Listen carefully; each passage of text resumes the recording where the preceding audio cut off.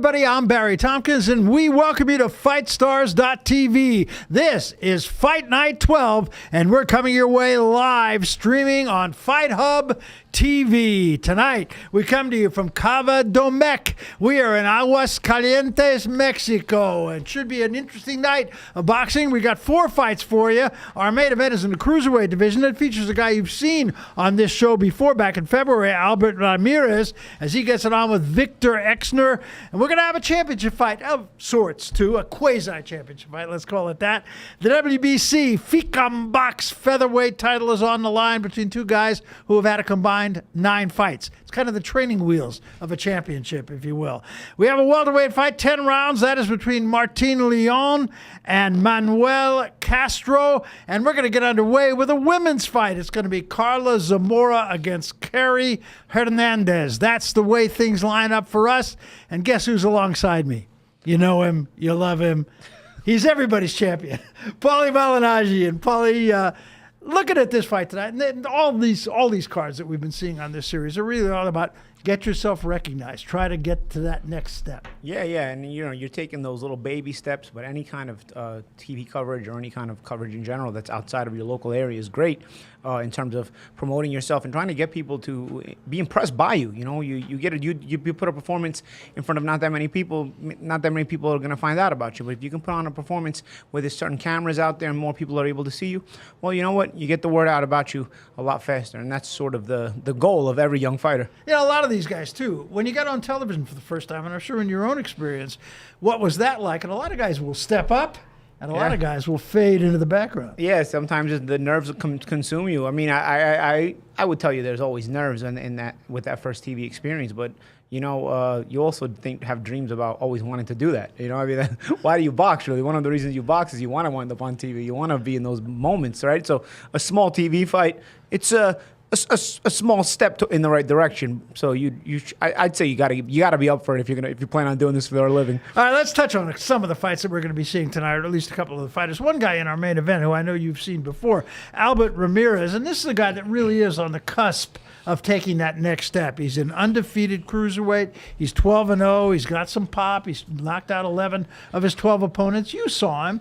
Is he anywhere near ready taking that next step? Well, you know what? The level of opposition the last time had me a little bit questioning just how big of a puncher he was or how legitimate he might be. But in the fight that I worked with him, I was rather impressed with him so far. You know what it is with some of these guys in South America? Sometimes they come up with fighting a lower level of opposition, and you have to question yourself as to whether they're really, really big punchers or not. Because in most parts of the world, when you got a guy fighting that level of opposition, his record tends to be blown up. Well, in South America, they seem to just make big punchers naturally. And I've seen several guys that came up fighting guys that you wouldn't be impressed in knocking them out, so it didn't really matter for you, and they became stars or at least world championship level fighters. Marcos Maidana, I remember Ricardo Torres was another guy who had that kind of record when he was getting ready to fight Miguel Cotto. Sure, he came up short in the Cotto fight, but you know, Cotto was dropped 2 times in the process. So when I found this guy, Alberto Ramirez, when I worked his last fight, I said to myself, could this guy be one of those guys, you know, especially after seeing the kind of knockout he had? So I'm curious about him tonight, and I'm sure I'll continue to be curious about him in the future. And interestingly enough, the guy he's fighting is fighting for only the second time outside of his native Argentina. You touched upon a couple of Argentine guys. They're tough. They are tough. But, of course, here's the paradox. You know, with a less than stellar record, is he part of the question mark that goes into Alberto Ramirez's career? Optimism or opinions, at least from our part. Yeah, that's the thing you got to look at. He does have a losing record. And the last time he fought in Russia. Went all the way to Russia to fight and got stopped in the second round. So he's a guy with something to prove. But you really want to see a guy like Ramirez, I would think, fight somebody that's on the plus side. Get that step-up level and see where you're at, you know? All right, let's talk a little bit about, we do have, as we said, this FICAM Box featherweight title. 2 guys not with a lot of experience. But, you know, we kidded about it being a training wheels fight. You can't get all the belts before you get a first belt, and these guys are going to have a shot at this one. Well, I'll tell you what, Barry. You know, you called it a training wheels kind of fight. I think that's a bit of an overestimation. I think this is the sort of a tricycle fight. You know, I think before you get on your training wheels, you get on your tricycle. This is sort of the tricycle title fight, at least in regards to the title fight comparisons. I'm not sure I heard of the WBC FICAM Box title, but I hope it's a good-looking belt, and we'll find out tonight. They make it up, and what it means is they get a fee for it. Absolutely. You know, what's boxing all about, after all? said and done. We have a welterweight 10-round fight coming your way, too, between a guy who does have a pretty big upside, Martin Leon. He's also undefeated, 13-0. He's got 9 knockouts, and he comes from Culiacan. And if you come from Culiacan, you better be able to fight. Well, you got him with a lot of what's the word I'm looking for? I'm getting lost for words here, but there's expectation. Yes. I'll tell you that much. A lot of expectation. Just when people hear the words Culiacan, they may not know Martin Leon, but as soon as they hear the words Culiacan, pay a little bit more attention, especially if you're from Mexico. I think they may know Julio Cesar Chavez also, perhaps. And then, of course, we're going to get underway with a women's fight. It's KARLA Zamora against KARY Hernandez. Women's boxing, though, I think, is on an uprise. Yeah. I think currently the upper echelon of female boxers today, they form the best of the bunch as far as where the upper echelon of female boxers have been through the existence of the sport, which is still, I'd say, in its infancy stages, but it's maturing. And I'd say every female fight today is starting to get a little bit more skills, a little bit more excitement. And I'm curious to see about where KARLA Zamora and KARINA Hernandez put us tonight. Yeah, it's going to be interesting, I think. And before we go any further and start talking more specifically about what we're going to be seeing tonight, I want to bring in Marcos Villegas. He is the man, of course, behind Fight Hub TV. Marcos, you're going to be actually interacting with all our viewers out there. So this is what's happening in television now, and it's a great idea, I think, and I give you a lot of credit for doing it.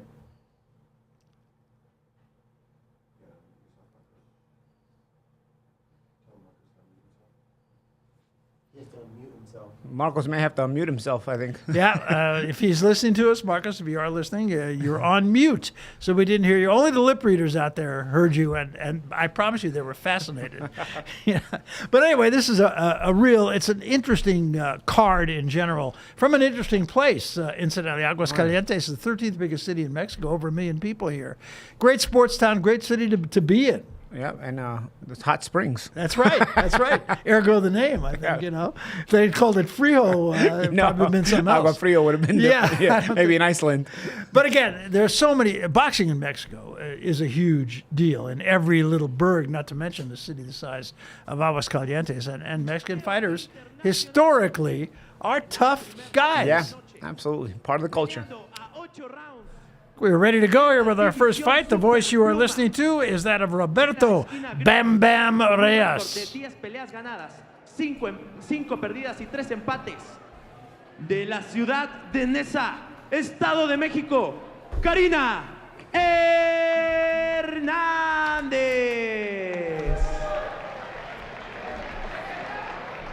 En la esquina contraria, la esquina negra, con un récord de 7 peleas ganadas, 9 perdidas, 2 victorias por nocaut.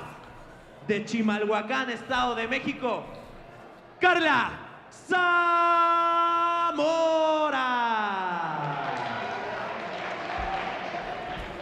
El tercero en la superficie, el referí, Enrique Cuellar.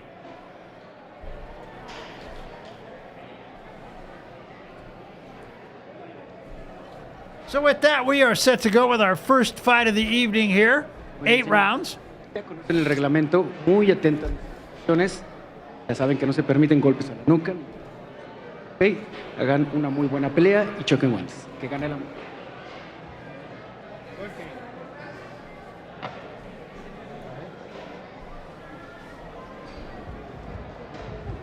Very small ring here, it seems, as well. Well, you know they want their fights in tight and in the phone booth in Mexico. That's exactly. I think you defend the fighters if you make a big ring in Mexico. So here we go, round 1. That is Hernandez in the white trunks.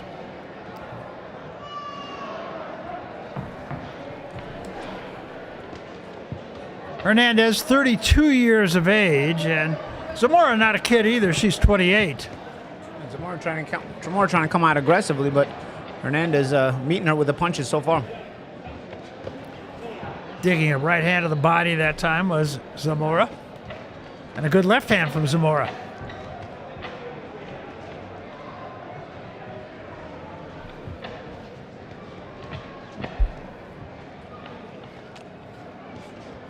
Nice right hand there.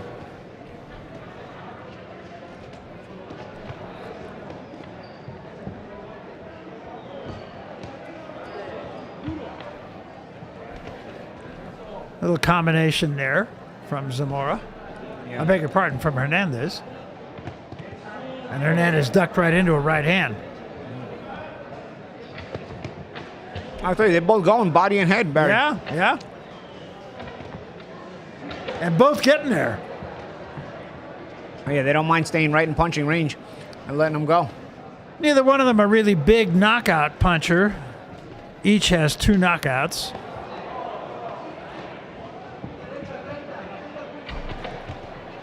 Action first round. Yeah. So Zamora likes that right hand to the body, which is usually the Mexican fighters like that left hook to the body more. Both got there with the right hand again. That's kind of a pawing right hand from Hernandez. They would think they were looking for the breaks now. Oh, but nice right hand though. Sure was. As we close the round out, Zamora.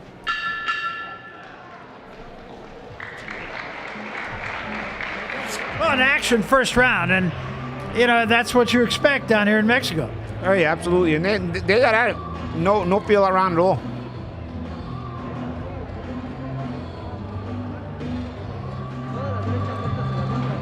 Get a look into the corner of KARLA Zamora.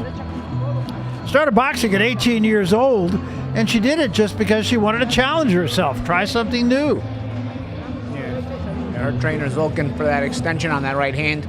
He kept sort of mimicking the kind of right hand he's looking for from Zamora, and basically you could kind of gather that he's trying to get her to measure that left hand, measure that distance, and then drive that right hand down the pipe. Conditioning could be something of a factor here. She's had only 1 fight in the last 2 years. Yeah, that's when you got to hope they stayed in the gym. Well, she said she's been in the gym for 3 months for this fight. I'll tell you, Karina Hernandez doesn't really have a lot of head movement. So if I'm curious to see if Zamora can listen to those instructions, that straight right hand, if she can start to land some big ones here in the first round. She landed some in the second round. She landed some pretty good ones in the first round already. Nice double hook there by Hernandez. Yeah, Hernandez has been maybe the sharper of the two so far, but not as much quantity. Another sneaky right hand from Hernandez.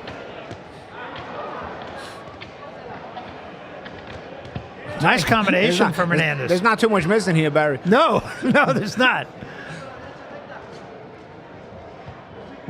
These girls might get offended if they do miss, if anybody does miss them. Ugh.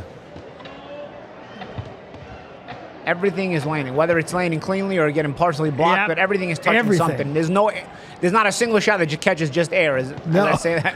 Hernandez just nice little combination again. Started with the right hand of the body and then a combination upstairs. There's a left hand from Zamora.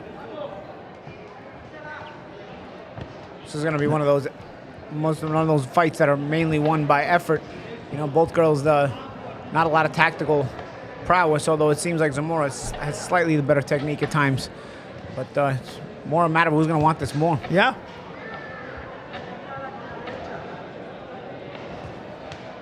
There's an air ball. Good body work, though, being done by Hernandez here. Yeah. Sometimes Zamora does get those straight shots in. You know, that's what her corners. Oh, nice little uppercut by Hernandez. I tell you, KARY Hernandez. Yeah, and I meant to say Zamora in the black. And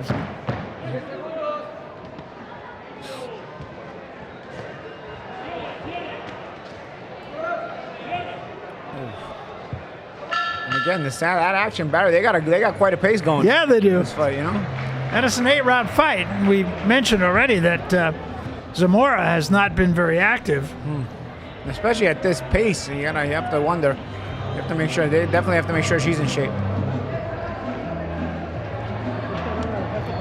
Last fight for Hernandez was in December of last year. It's her first fight of this year. And she was stopped in her last fight.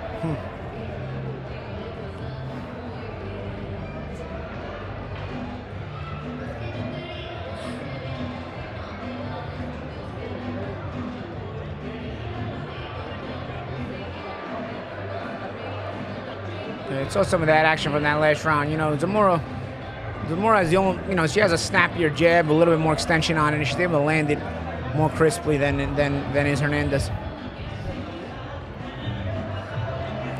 Still hasn't gotten that turn on that straight right hand the way the trainer was asking for them.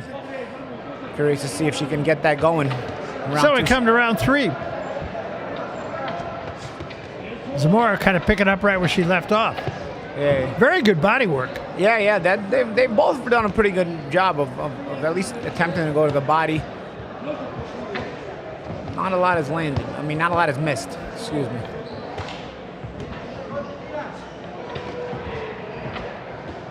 No, it's definitely an action fight. Yeah, then there's that right hand from Zamora. I think that's there for her all night. I think the trainer, there it is again. I think the trainer's right and asking for it.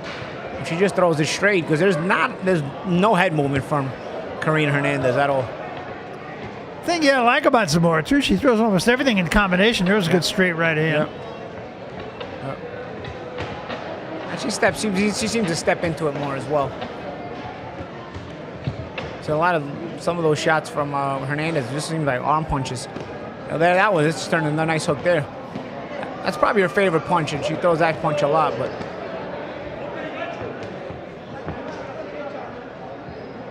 Little blood on the nose, it appears, of Zamora, or rather of Hernandez. There's some action here.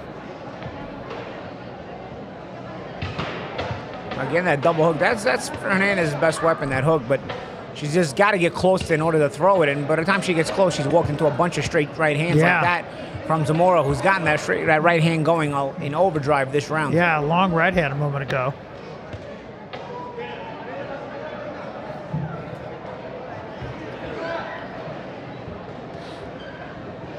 This is round 3. We're scheduled for 8. Been a war so far. Oh, yeah, absolutely. Much better round for Zamora, I think. Yeah, absolutely. She's getting herself going.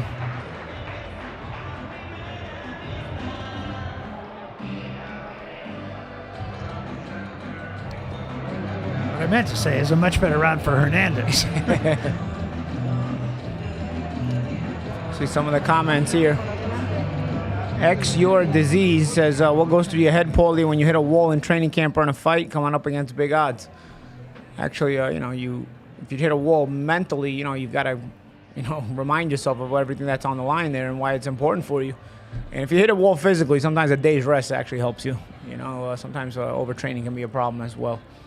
I've seen you find a second gear, and not every fighter can say that. Yeah, sometimes you got no choice in some of these fights. There will be things in your career, if you are a fighter, that you'll eventually run into nights where you got to find that extra gear. You have to find that extra something to pull you through. Hand Boxing Review says Zamora showing good accuracy, Barry. So we come to round 4. Hernandez in the white and pink, Zamora in the black and white.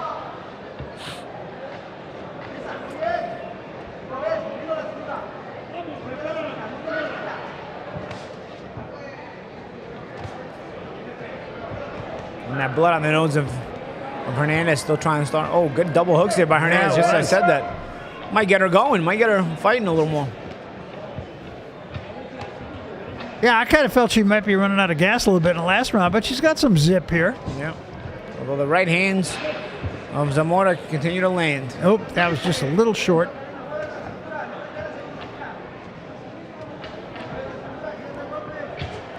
Couple of jabs from Zamora. Yeah, and that's the thing. I don't think you're going to miss Hernandez at all with straight shots.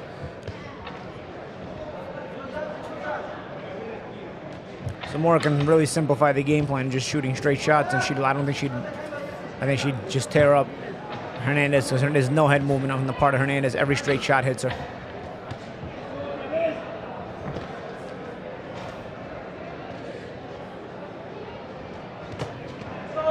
Good body shot that time from Hernandez. You get the feeling there's not a lot of respect for each other's power. They're pretty comfortable remaining right in each other's wheelhouse to throw these shots.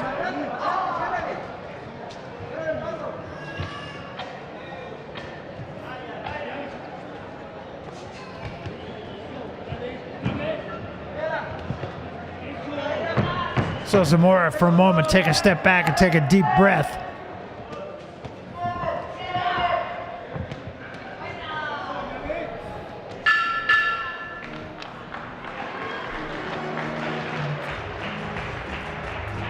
take a moment to bring Marcos Aguirre's back, and we lost you a couple minutes ago. Now we have you back. I hope we have you back. Am I back? You're back. Is this working? We got you. I figured out the internets. Hey, Barry and Paulie. Hey, man, what a fight. I love it when two fighters obviously, throw down like this. We don't get to see it a lot in the higher levels, but you got to give it to these two ladies right here, Zamora and Hernandez. They're really putting their heart into this. They're throwing down. There's no feeling out. The only question that I have is this being 8 rounds, 20 minutes, they're halfway there. How can they put up with the punch output? I expect one or the other to start slowing down a little bit. Yeah, I agree with you, Marcos. I don't see the pace of the fight remaining. I'm not quite sure if I can really notice that either of those two fighters can get the other one's respect punching power wise. But possibly if somebody's conditioning is lacking, then it could end up leading to a knockout. Other than that, I actually see their output diminishing in the second half of the fight. I'd be surprised if they put up that kind of output again in the next 4 rounds. Marcos, thanks. We'll get back to you.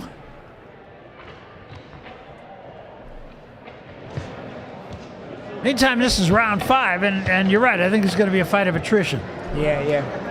I haven't seen any reaction to any particular punch or shots or reaction that would say they're respecting each other. So they both go over, take a step back, and then take a step right back in. Little right hand there from Zamora. I'll tell you, they'll sleep good tonight, though, there. Yeah. They're getting their nights working. And they may not like what they see when they look in the mirror. No, not in the morning. Tomorrow morning is not a mirror morning for these people. No.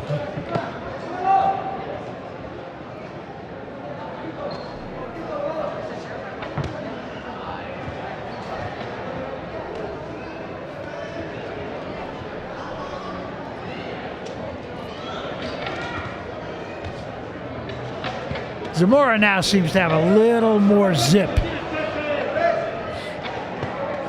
Good body shot again.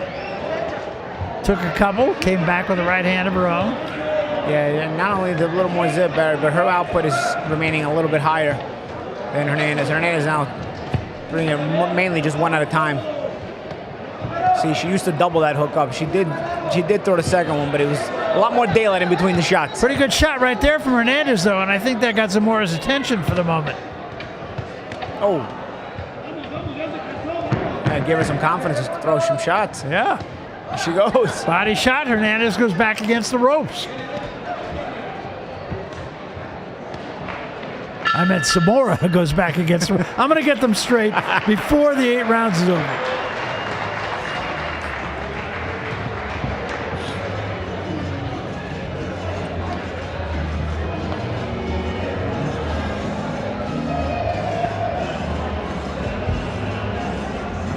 That last round. Pretty good round, I thought, for Hernandez. Yeah. I thought Zamora had a good round, but I thought Hernandez at the end came on with the punches and, even drove Zamora back. I was surprised because she had taken a nice beating in that round. And that's what I meant. Once again, what you said is absolutely right. That's why you were a champion.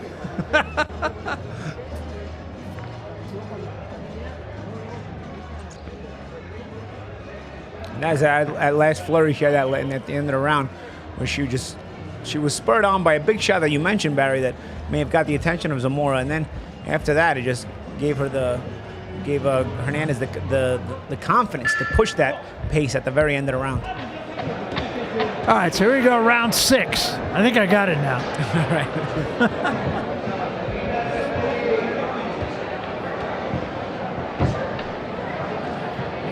Zamora with the confidence, some feints. The first feint of the night I think I've seen between these two. Why feint? And it's like you're not going to miss anyway. That's right, you close your eyes. But when you're willing to waste energy on feints too, that means your conditioning is still well and good. Combination again from Hernandez. She needs to get back on that inside and repeat that hook the way she was doing in her moments of success in this fight.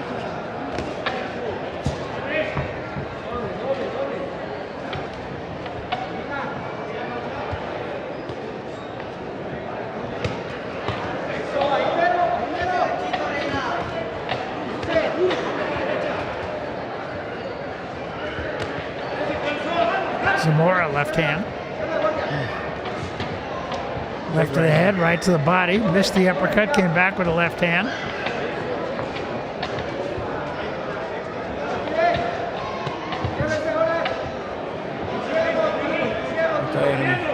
It seems that Zamora with the better legs, as we've seen throughout the fight. It does. And Hernandez, you can tell, you know, when she gets in there close, she's willing to move her hands. She just, with those, you know, she's probably a weight class or two above where she probably should be fighting at.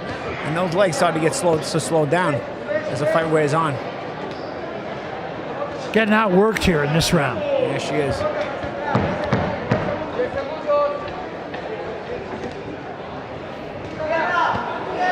Even at that, though, Hernandez slipped the right hand in. Yeah, she hears that 10-second tap and picks it up. Yeah.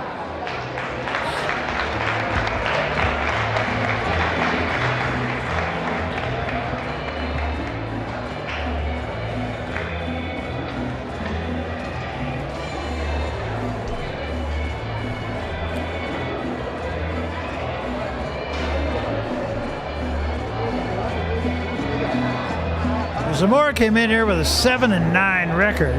Hernandez was 10-5 with 3 draws coming in.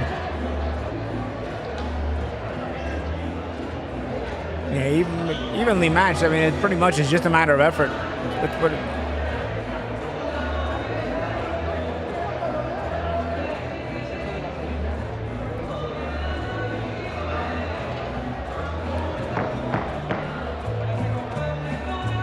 Well, there's 6 minutes left in this one. We'll see who's got what left. I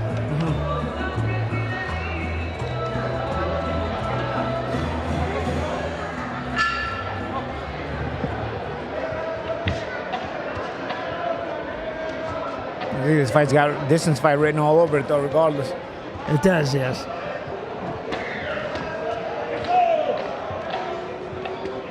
Again, early on here, Zamora is just the busier of the two.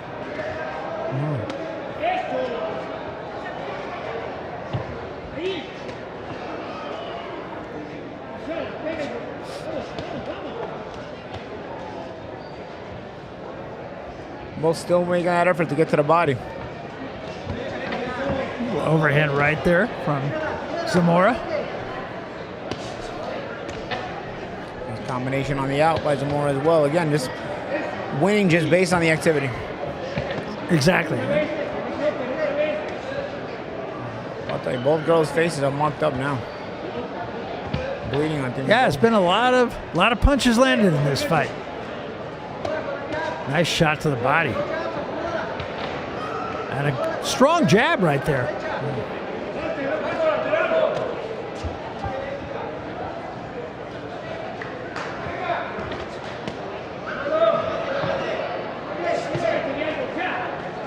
Shots to the body there by Zamora again. Yep. Okay, at this point, Hernandez, you know, most likely needs a knockout, so she's got to chase it, and she should probably start by cutting the ring off. Or following Zamora around, you're gonna just end up burning more energy to try to catch up to her. Good body shot there by Hernandez nonetheless. Zamora just outworking her here in this round.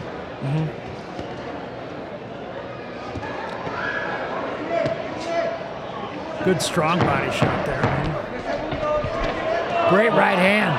Again, Hernandez, those last 10 seconds, she likes to turn it up.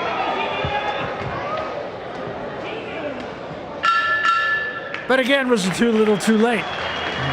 Yeah, most likely again, Barry.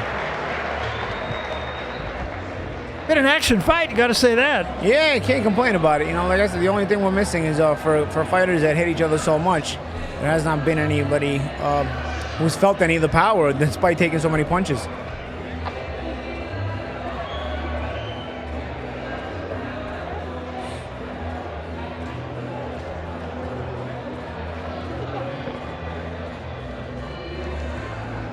Missed some of that action from that last round. You'll notice most of the fight, these girls are either at middle or close range. I mean, they stay in punching range all 3 minutes, and they're punching from the majority of those 3 minutes.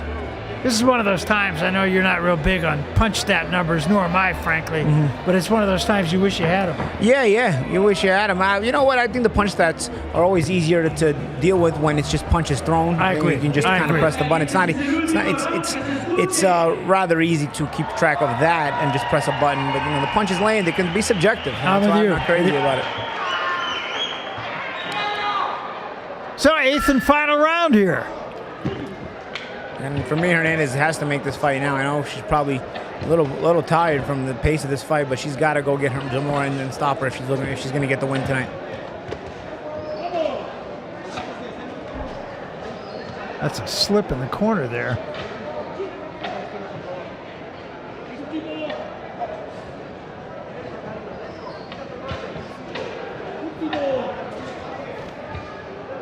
Tell you, the whole fight's been in the middle of the ring. Yeah. No need for the ropes. They're not. Nobody's trying to run from the other. No, and it's not a very big ring. You wasted energy anyway.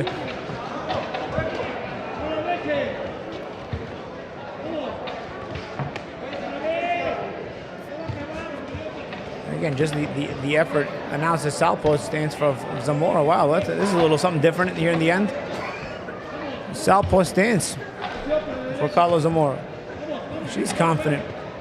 Waiting to the last round. Now fighting this whole round. Yeah. Southpaw. Oh, she got there with the right hand. But again, it's just the output, and the output is greater from Zamora. Yeah.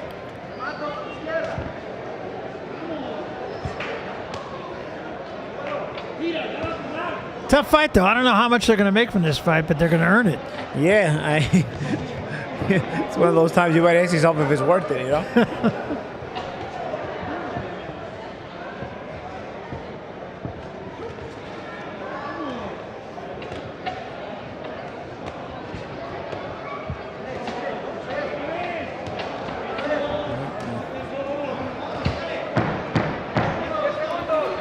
Final seconds of this fight, and a little rally from Hernandez, but once again, perhaps a case of too little too late. We'll see. It's in the hands of the judges.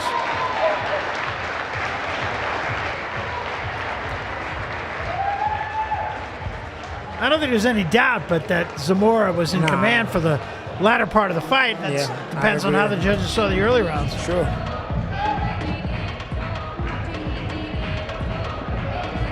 Yeah, some action from the fight, and then you'll see plenty. There was plenty of it. You take any few second clip of this fight, and you'll see there was plenty of action. Yeah, from both fighters, a lot of production, a lot of connects.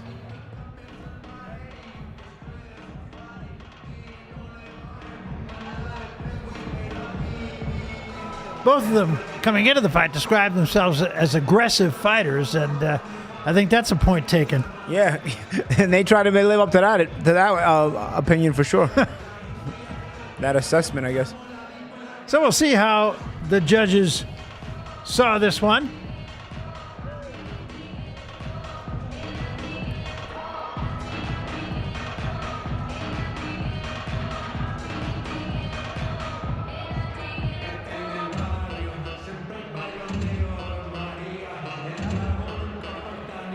Still 3 more fights coming your way from here in Aguascalientes.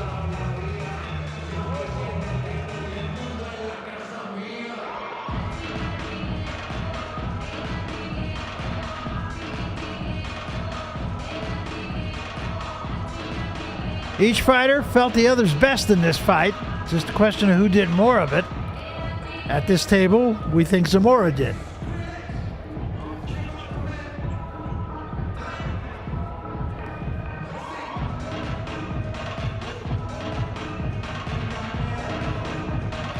Yeah, I think it's pretty clear. Taking a lot of time, though, for this decision. Whenever you hear that, as a fighter, aren't you scared when... It's not the one with the question marks. Yes, yes.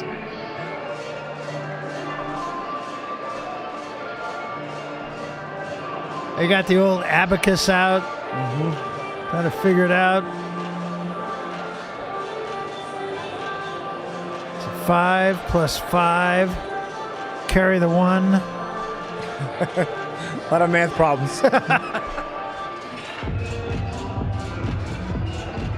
Square root of the hypothesis. I don't even know what that means. I was not a math guy.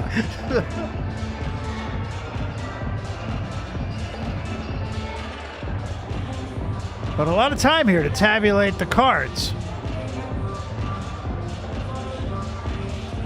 Which means history would say that that would indicate that They're the adding a judges lot see of- it close. Yeah. I wonder if Hernandez has any friends in that area.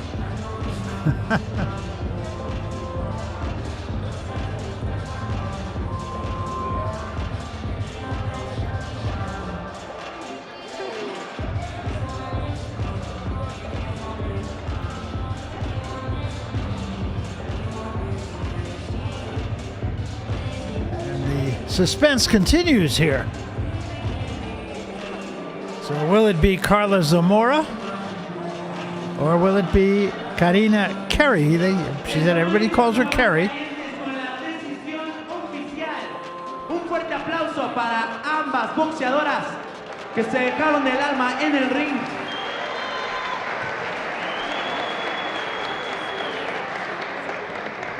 Y les pedimos a ambas que pasen al centro del ring para dictar calificaciones por tarjetas. Juez 1 califica la pelea 80-71.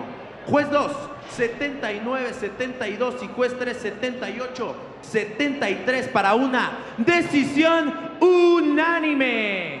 Unanimous Y decision. de la esquina negra, desde Chimalhuacán, Estado de México. We got it right, Paulie. What do you think? Yeah, well, I never doubted it. I don't know what all the all the scorecard tabulating was about. Maybe they just weren't good at math over there, you know? Took me 5 hours to figure out which one was which one, so considering that, I had it. Yeah. Una perfecta pelea y de esta manera arrancamos. So there's our first fight of the evening, and if it sets a tone for the rest of the card, that was an exciting fight. Yeah. You know, only thing we were missing there was some kind of big knockout or exciting knockout. You know, you had all all the action you wanted. Maybe a little more skill at times. You know, I think the fight fans want to see some skill at times, but nice knockouts. That's it. All right, let's jump off the track for a minute to listen to this from FightStars.tv.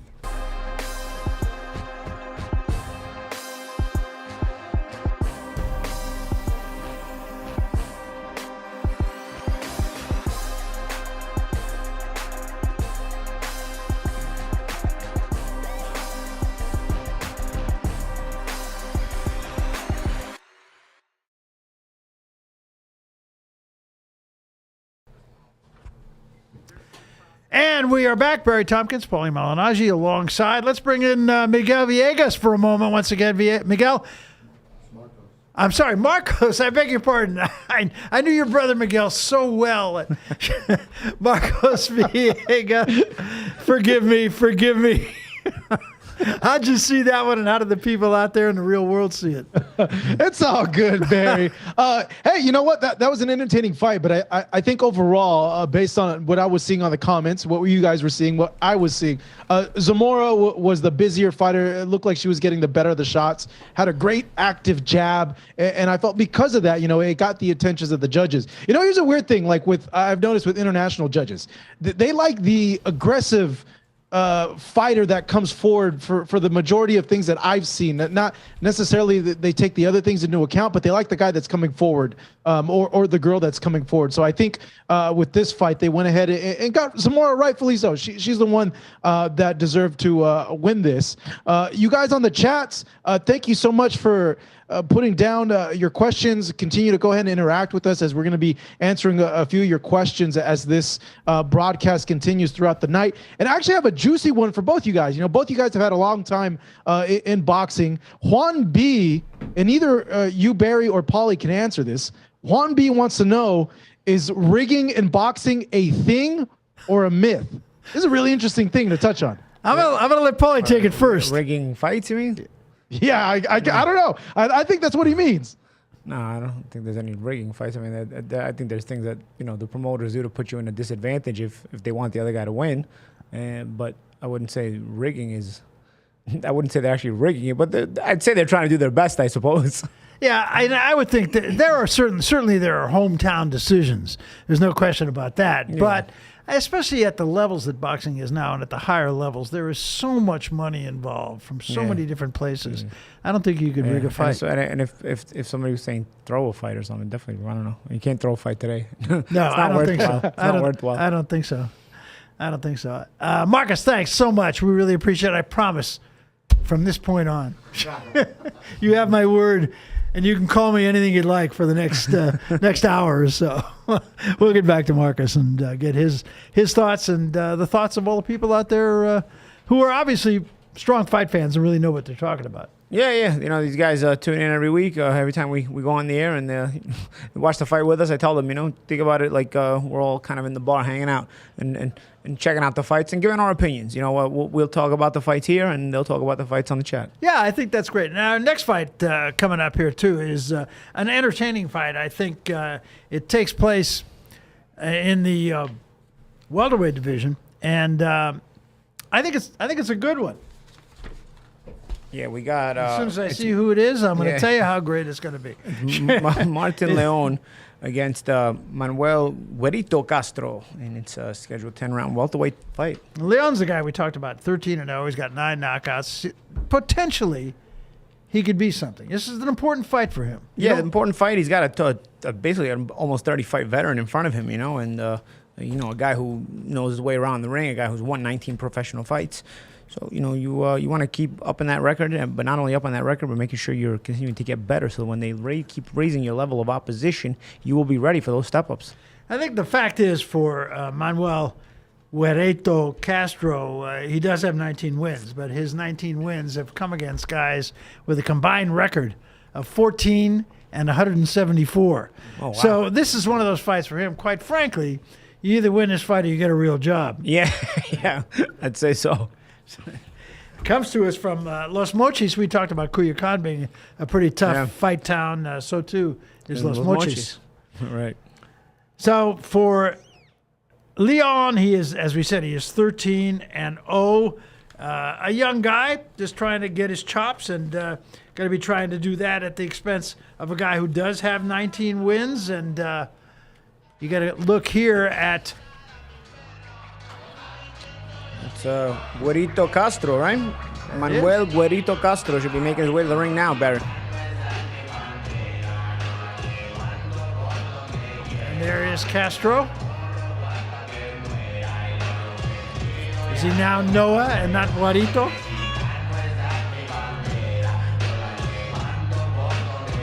Experienced guy. 29 fights. He's knocked out 17 of his opponents, but as he said... En la esquina contraria, la esquina negra, desde Culiacán, Sinaloa, Martín, el Chapo León.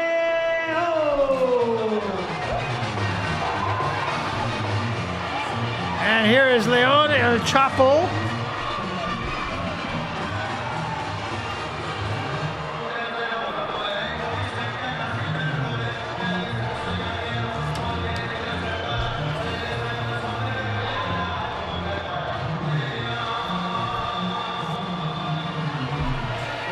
Hey, there's a lot to live up to if your name's El Chapo in Mexico now. Estamos listos, Aguascalientes, dos gallos, en un cuadrilátero, a darlo todo a 10 rounds, en la división de los Super Welter. ESPN Knockout, Five Stars y Golden Ring presenta de la esquina gris, con un récord de 19 peleas ganadas, 9 perdidas y un empate. Puro cachanilla. Baja California, Manuel Castro.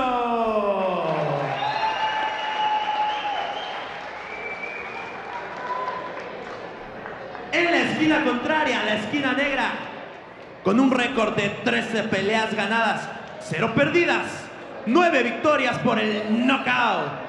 Desde Culiacán, Sinaloa, Martín, el Chapo León. El tercero en la superficie, el señor Alejandro Lomelí. brazos, los golpes en la nuca, cuidado con los codos, los golpes bajos, ¿sale? Mucha suerte y que gane el mejor.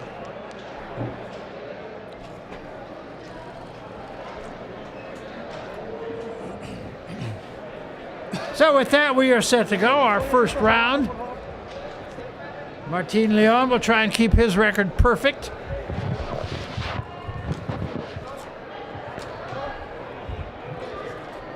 Here we go, right in the first round. By the way, you'll notice Leon is a southpaw. Always tough. Don't know how many southpaws Castro has fought along the way. He's doing his best to do the correct thing fundamentally, which is moving your clockwise direction against the southpaw.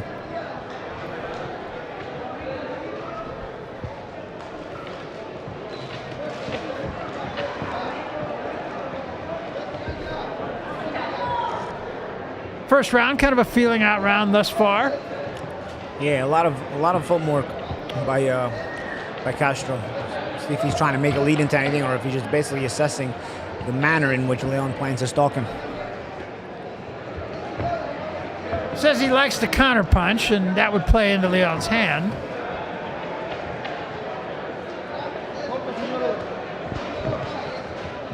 In order to counterpunch, you got to set traps. A little right hand right there over the top from Castro.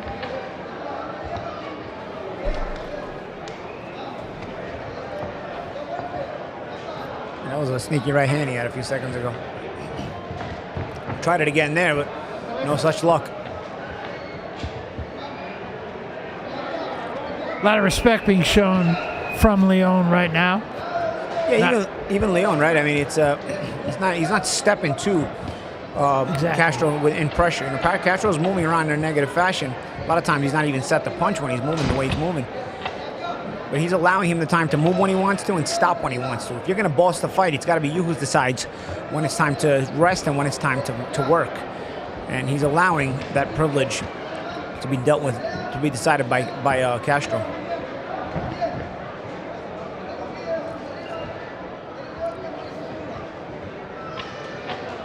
As we said, I mean, he's 13-0, but having a 13-0 record for some might not be quite as impressive as it would be for others. Exactly, the strength of schedule. You know that thing they like to use, that expression they like to use in college football. Yeah, it does apply.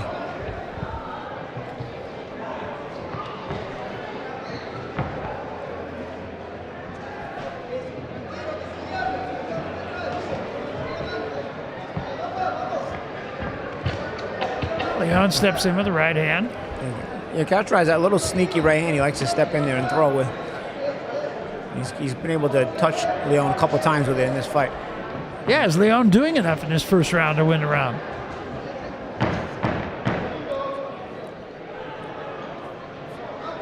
It seems like he's a little bit befuddled just from having such a moving target in front of him. Maybe he's not used to an opponent moving this way, but this is what happens when you get a veteran guy who's got almost 30 pro fights. He knows how to work his way around the ring. It's absolutely true. I'm going to give that round to Castro.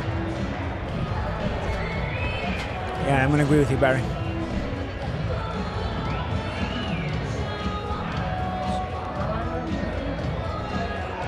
Kwame Morgan says I'm breaking his heart. I don't know in what manner, but I'm sorry to do that to you, Kwame. Hand of Boxing Review says Leon looking for that left hand to the body. Leon's looking for anything, really. He's got to get there first, though, before he can figure it out. He's got to figure out a way to get there in punching range.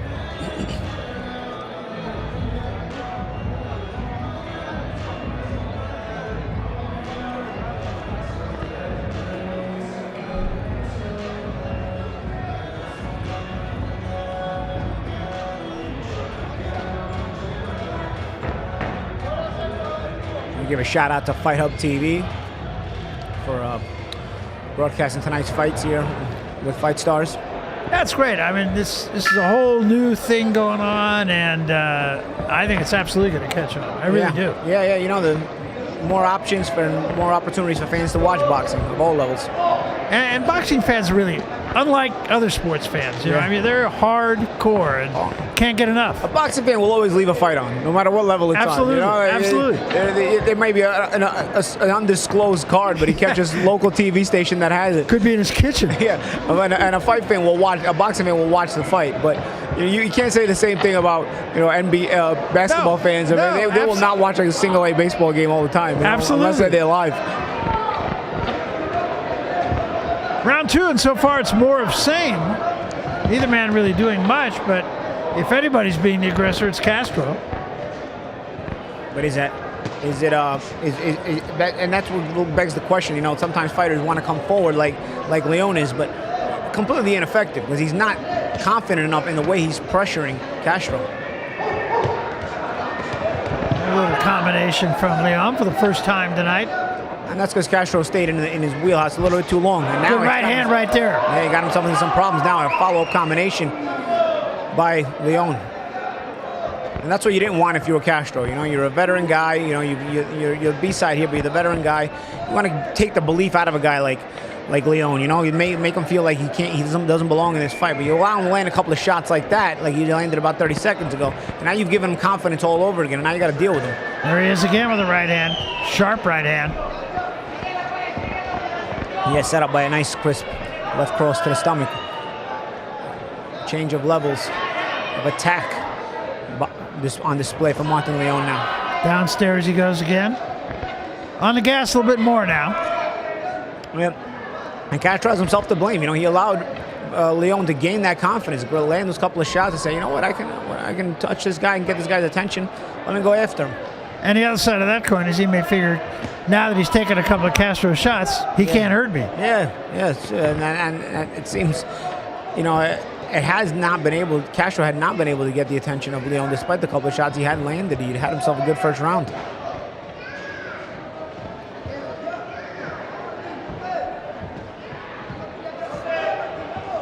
You could see Leon getting much more into punching range now. Yep. And then there he made a mistake of getting the punching range and then not throwing. And Castro, basically what happens, you know, a tiger with, or what's the expression? A trapped animal is always a dangerous animal. Absolutely, yeah. Castro no other choice but to punch there. There's a nice left cross in the stomach. He's done it a few times now, has Martin Leon. Some nice left crosses to the stomach. Oh, with a nice catch and shoot left uppercut. Sure there. was. Leon again. Much better round for Leon. Yeah, and good action. As Castro was not going to be undone at the end of the round. He was trying to punch back and get into a tussle.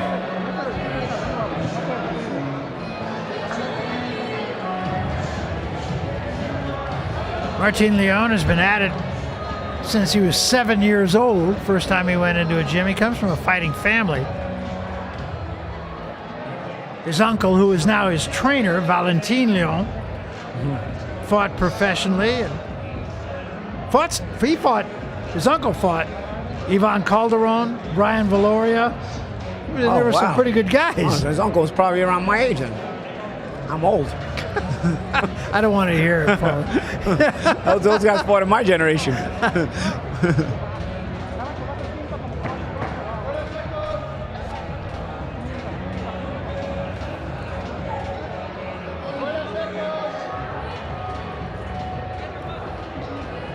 Some of that action in that last round.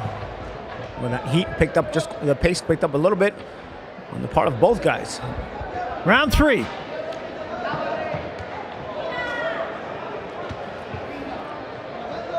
You get the feeling that just like a veteran, savvy veteran, you know, Manuel Castro wants to be able to dictate the pace and try to control the pace. Oh, nice counter right hand. Yep. Came right over the top of the left thrown by Castro. You know, you think to yourself, you know, what direction is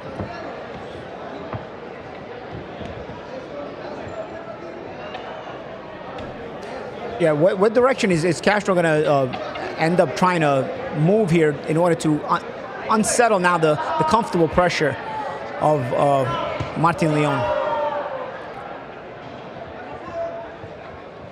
Moving to his left, which doesn't seem to be a bad idea against a left-hander. No. And that's what he came out you know, starting to do, and that's where he had himself some good advantages. I thought he ended up giving Leon the confidence last round by staying in the pocket a little too long, giving Leon a chance to land a couple of shots and make him believe in himself and up the pressure.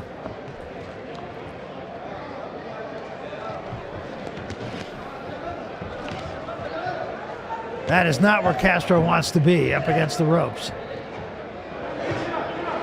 Oh, good body nice shot. Hook. He digs him in there when he's digs him in there when he's in the pocket. Yeah, he does. Castro better keep those legs going because Leon puts together some crisp, nice shots on the inside when Castro stays still like that.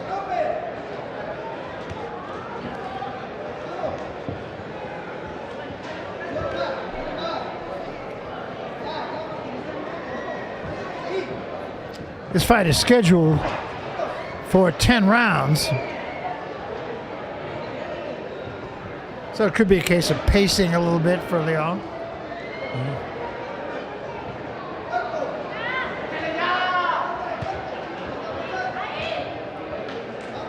Well, based on the way the previous round went, you know, he'd want to pace it a little bit, because if the pace is getting too fast, that means it's Leon that's able to land the shots and forcing it. Because Castro fights his fight, the pace is going to stay slow and comfortable. If the pace is getting fast, it's because he's also getting the worse for wear of the action. Castro got a right hand in there. Missed with those two. Leon missed with the left.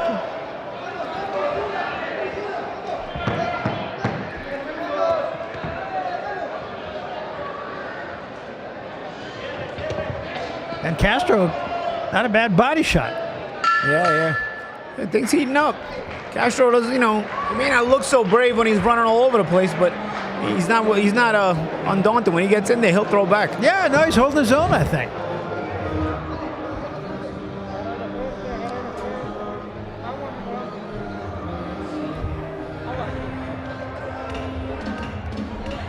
This is the first time that Leon has fought outside of Culiacan, where he comes from.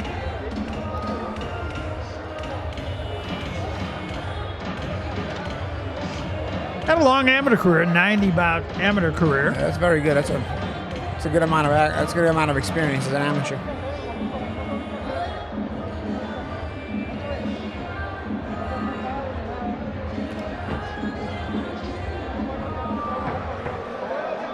That was a good right hand right there from Castro. Yeah, he's getting him in there sometimes. He stuns him out.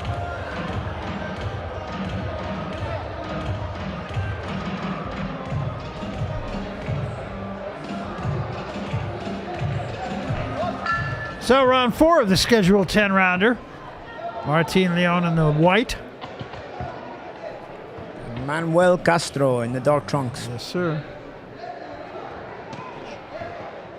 Couple of body shots and then upstairs with a combination to the head. Castro was on the ropes. Now he extricates himself. And then you notice again that left hand to the pit of the stomach by Leon sets up the rest of the combination. There he went to the head with the left hand. Good left hand there, and you saw Castro almost slump. Another good body shot from Leon, and you have a sense that's leaving its mark. Yeah, and those are also going to affect the movement and the legs of Castro.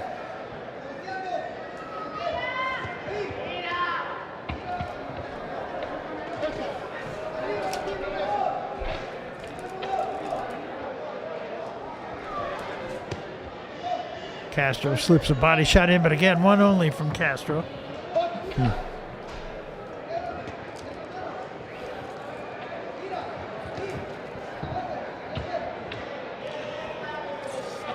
Castro only cut off the ring a little better.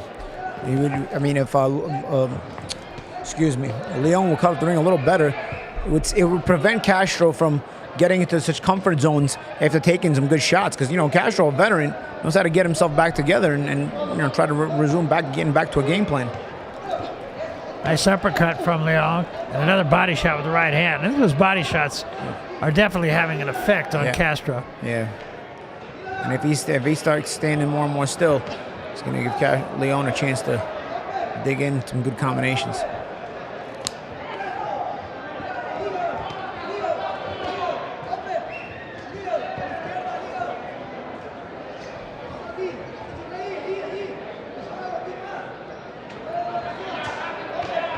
Oh, Down and he then- goes from a left hand. I think a right to the body started it, and a left hand dropped him. Oh. That might be it. That's it. It's over. It was a very quick combination. I believe started with a right to the body and finished with a left to the head. And we were just talking about that, Barry. If Castro lost the use of his legs and those body shots, where you could tell were slowing him down, it was going to be a bad situation, because the one thing Leon did well was when he gets you, he puts together some nice shots. So he runs his record to 14-0, I beg your pardon. And now you got to really start taking a look at this guy. Absolutely. He just beat a 30-fight veteran, a guy who could be tricky at times. And, after a slow start, maybe he has to work on his ability to close the distance a little bit faster, a little bit more effectively. Other than that, though, a nice win over a solid veteran opponent. And there was a right to the back of the head involved there, too. Yeah, that was also as Castro started to move away after the first two shots of the combination. And I thought it was a body shot that started it, but it wasn't. 3 headshots.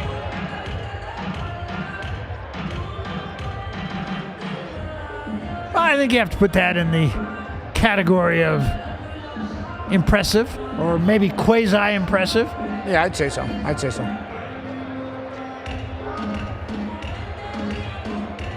Still a work in progress, and still some things to learn for sure. But he was fighting on the road for the first time. Yeah. Strange crowd, didn't have the hometown fans.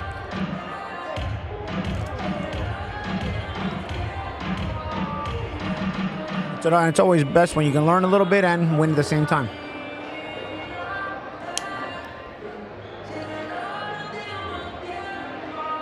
So now you want to see him get in there against somebody maybe with a similar record as the guy he had tonight, but a record, More durable guy. yeah, and a record against maybe a little bit better caliber of opponent than Castro had coming in here.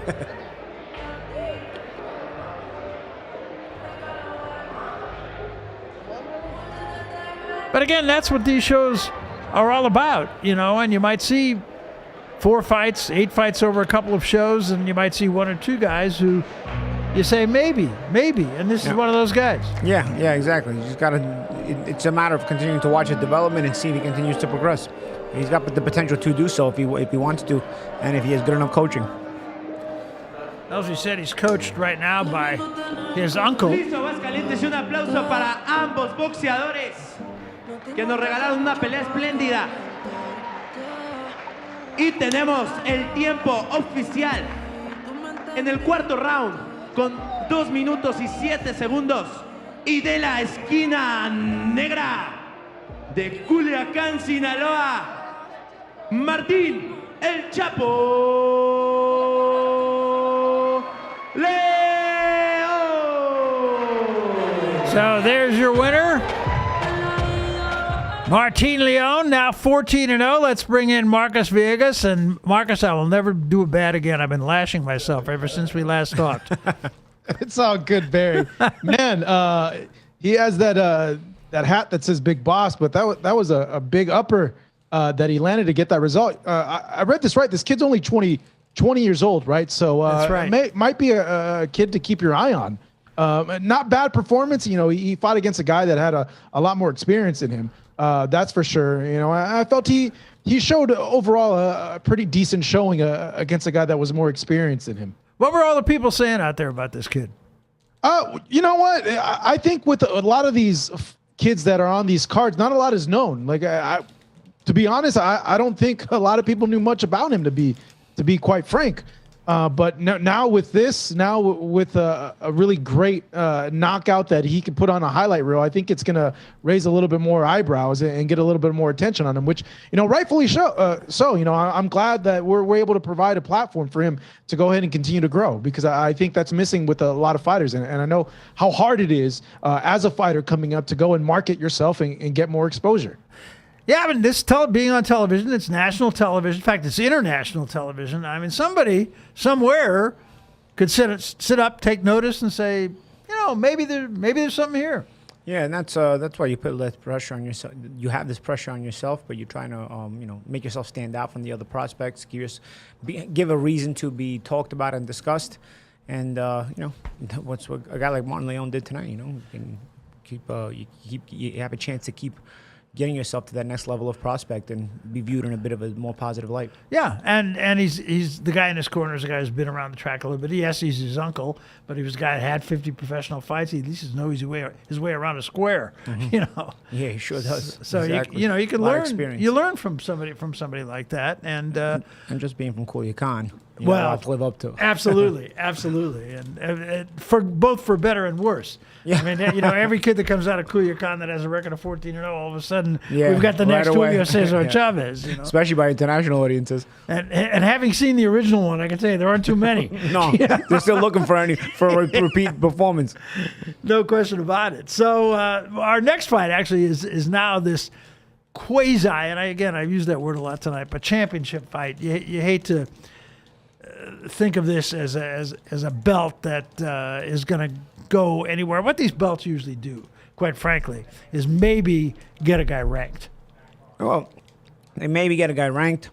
For the sanctioning body, it gets them paid a couple of bucks, and I guess one hand washes the other. But for a fighter, I guess on the come up, on the rise, every little trinket or trophy makes you feel a little better, I guess. So, and you feel like you're working your way up to the next point. Right, exactly. And this fight, these are going to be featherweights, incidentally. We're going 8 rounds, and neither of these guys has really gone that kind of distance before, so that's going to be a factor in this fight as well. It always is. I mean, that's kind of a mental hurdle, is it not? Yeah, it is. And, getting yourself to that next point, to next round, the next amount of rounds and experience you need. That's part of that conditioning factor that stays on your mind. And I got a guy by the name of Mario Magallanes in this fight, and he's a local guy from right here in Aguascalientes. Yeah. So a little bit more pressure. I mean, it was like for you fighting in Brooklyn. Yeah. Well, if he's anything like the last guy, Martin Leon, he's going to continue to get better in front of his own crowd, in front of his own friends. So we're going to see what he brings to the dance. He's going to be fighting a guy named RAYMUNDO, but he goes by Ray Rojas. And here's another example. He's 6-0 with 4 knockouts along the way, but he's yet to fight anybody with a winning record. Yeah, that's the thing. He's when you come into as a B side, you're sometimes you got to go up against politics and against other factors. But with a 6-0 record, you can go in there pretty confident. Well, we'll see. There's a nice crowd on hand here in Aguascalientes. As we said, it's a interesting town and a great site for boxing here. This city, incidentally, is what a foodie I am, and this city is known for its great food. This is true. Well, you know what? A lot more foodies coming up. I'm expecting because I'm one myself. I can attest to that watching you right now, as a matter of fact. And I was hoping you'd buy me dinner here after this. See? Shows you where I'm at. I might still want to eat. Another thing about Aguascalientes is the largest festival in Mexico is held right here in Aguascalientes. It's called the San Marcos Fair, and it starts pretty soon. It runs from the middle of April until the middle of May, and it's a big deal. Yeah. Yeah, these festivals, they're a big deal for them. The people who attend. Yeah.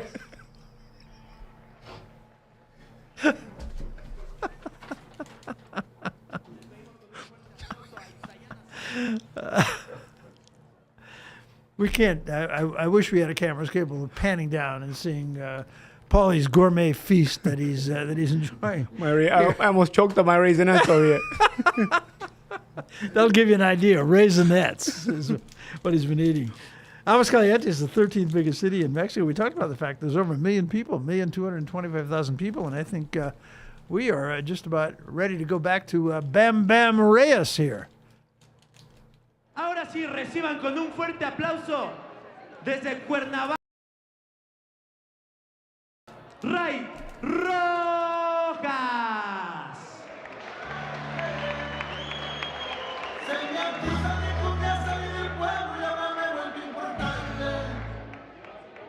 Claro que tengo presente de dónde vengo y hacia dónde me dirijo.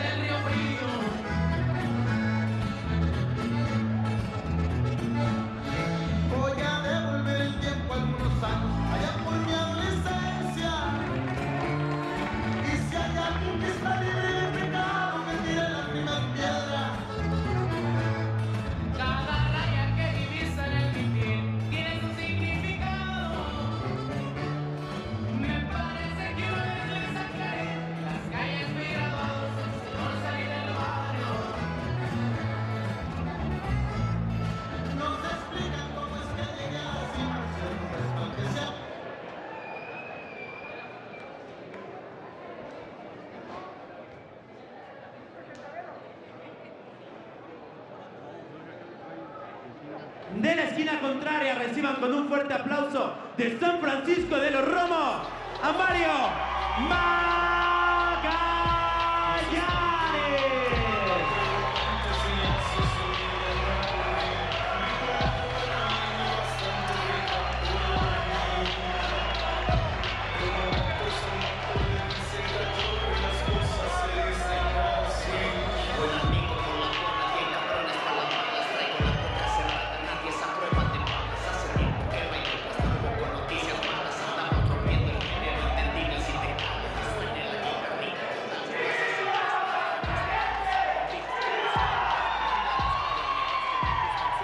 Los dos boxeadores están listos. Aguascalientes, ¿ustedes están listos? Aguascalientes, ¿están listos? En la pelea preestelar de la noche, lo dejarán todo a 8 rounds. En la división de los Pluma y por el título regional de la FECON Box. En la esquina gris, con un récord de 6 peleas ganadas, 4 por la vía del knockout y 0 perdidas. De Cuernavaca, Morelos, Raymundo Rojas.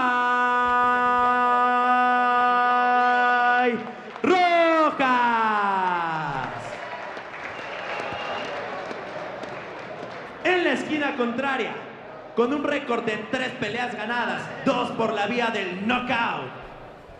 De San Francisco de los Romo, Aguascalientes, Mario Magallanes.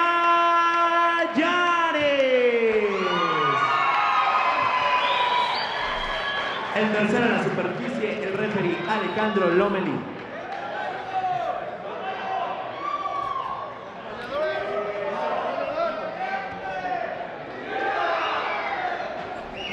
Vamos a cuidar los cabezazos, los codazos y los golpes bajos. Mucha suerte y que gane el mejor. So the crowd, no question, is going to be very much in the corner of Magallanes. Local guy. Both guys undefeated. Magallanes 3-0. Rojas 6-0. Each seems to have a little bit of pop. 2 knockouts in his 3 victories for Magallanes. And 4 knockouts in his 6 victories for Rojas. Wow, Round 1, we're 18 years going old. 8. I can't even imagine fighting at 18 years old. That's crazy, guys. And already he's 3-0. He's already fighting an 8-rounder at 18 years old and only in his 4th pro fight. And he also had 120 amateur fights, so he must have started when he was like 9. Yeah. Busy See, he's schedule. no feeling out right here. They're swinging for the fences. This is what I like. And that's the thing. They both don't have a lot of pro fights. So when you have this little bit of pro fights, I don't think you have a grip on the pacing of yourself through longer rounds. Right, we're going 8, remember. That's a good right hand slipped in by Rojas.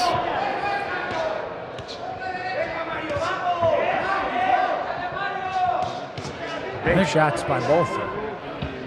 There's no feeling out process here, man. No. They're not even pacing their way through their feel out part of the round at all.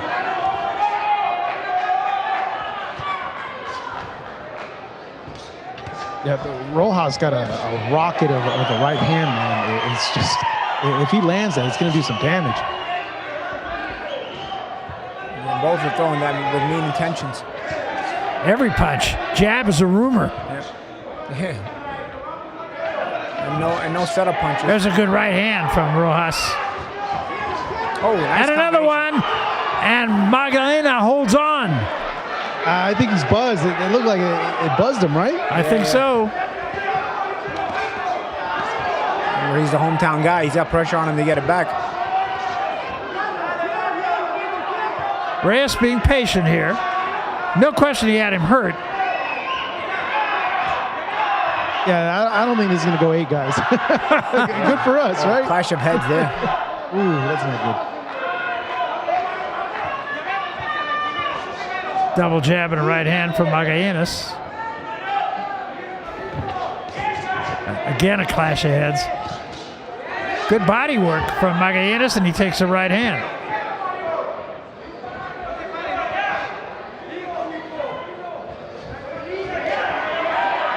chasing him, right-handed southpaw, anywhere he can get to him. He walks into a couple of shots.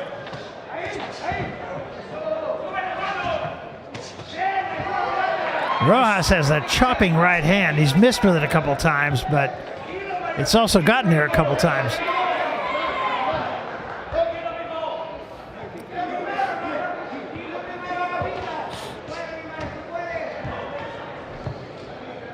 Physical fight here in round 1.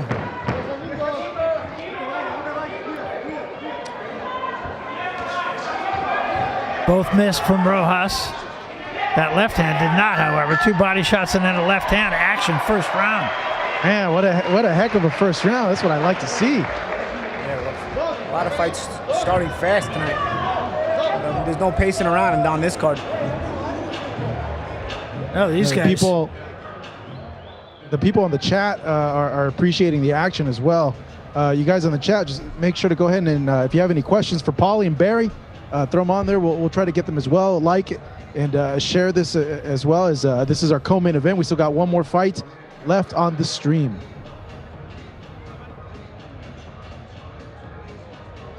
Thank you, Marcus. Marcus will be with us all night, chatting with you out there and chatting with us. Let's see some of that action from that last round. As Marco said, there's no feeling around. You want every fight to start out like this with this kind of a pace.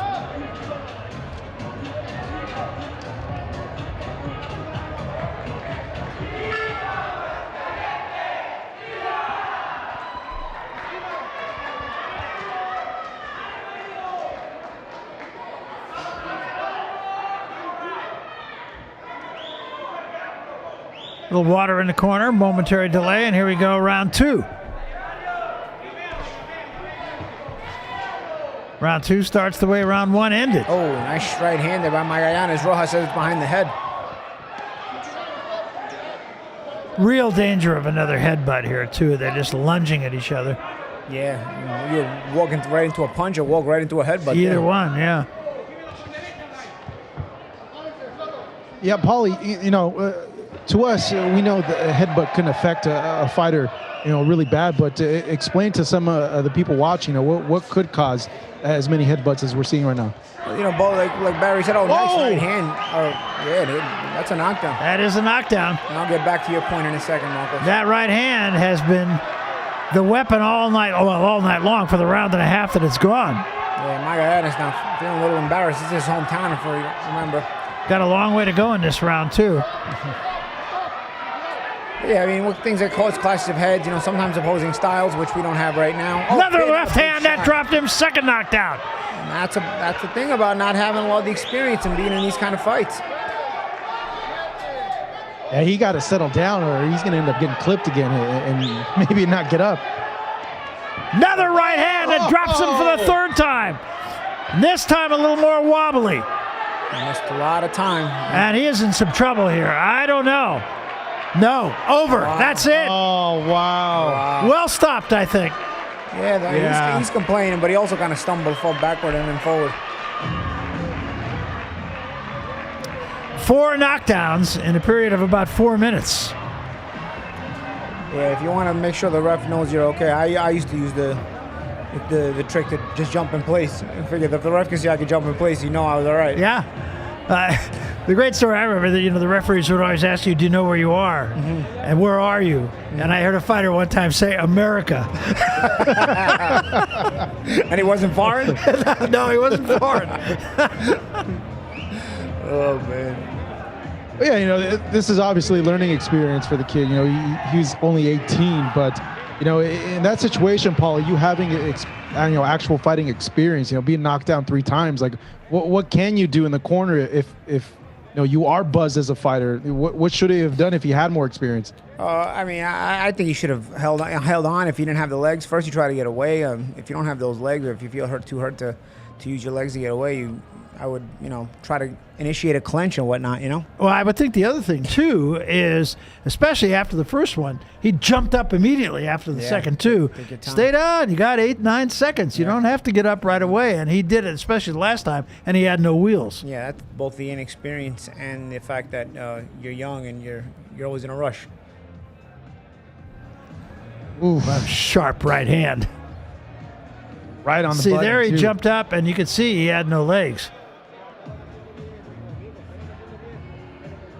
Well, there's a confidence builder for Rojas, who really hadn't been in there with a high caliber of opposition, but based on what we just saw, I think he might be ready to be in there with somebody. Yeah. Nos entregaron una buena pelea. La semi-estelar. Y también le pedimos a Mauricio el Bronco Lara que suba al ring.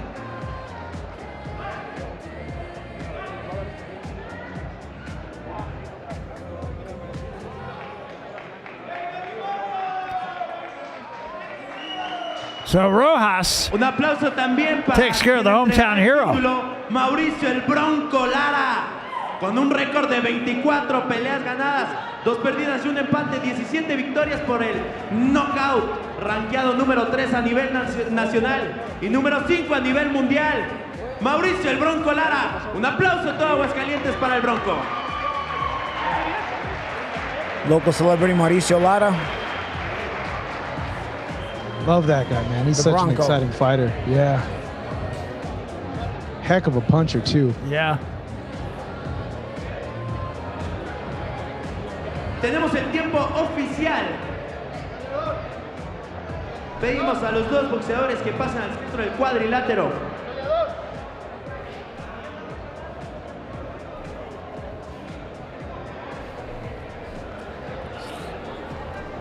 En el segundo round con un tiempo oficial de 1 minuto y 29 segundos.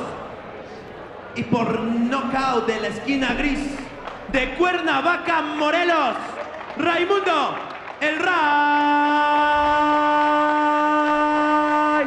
Rojas. Le hace entrega There is the del coveted título FECOM regional box de la belt. FECOM There it is, right there. Pluma. One of many Mauricio el Bronco Lara. in the hopes of Un Raymundo aplauso Rojas. también para Absolutely. Well, you look at what he did tonight, and you think maybe there may be a little room for more. Yep. Arriba del ring. Despedimos también con And I really don't mean to belittle it either. For this kid, that's of course it's a not. hallmark. It's the beginning of something. Think you got to pay his 10% for that? Somebody did. They'll take a percentage point or a point and a half, maybe, Marcos. It's like the spring edition belt. They're going to give him another one for Christmas. Different color. But he showed a lot tonight. I mean, again, you always have to measure it by the caliber of his opposition, but what we saw against who we saw it done to, got to say it was impressive. Yeah. You know, regardless, it was also going into a guy's hometown. Yeah, and he didn't seem awed by the moment in the least. So tuck that name away in the back of your head. Raymundo Ray Rojas. He's from Cuernavaca. And he's a name we might see down the road. Take a moment right now to listen to this from FightStars.tv.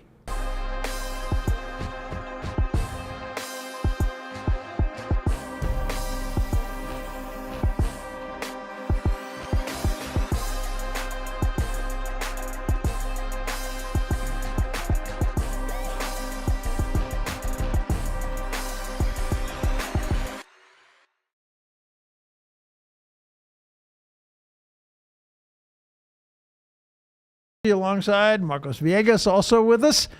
And we've now seen 3 fights, a couple of knockouts, a couple of impressive knockouts by Leon, and then by Rojas, who I have to think was at least considered somewhat of an underdog in that last fight. Yeah. Anytime you go into somebody's hometown, especially in your first 5 or 10 pro fights, you're usually coming in as a B-side. And I know you're 100% coming in as the B-side, but not much is expected of you. So you went into a difficult situation, pressure situation, and aced it. So we've had 3 fights so far. They've all been action fights. We saw Rojas with a second-round knockout. Leon with a victory over Castro in the 4th round and an impressive knockout. And the women's fight, the first fight, Zamora and Hernandez. Outstanding fight. A lot of fun to watch. They didn't stop punching themselves, you know.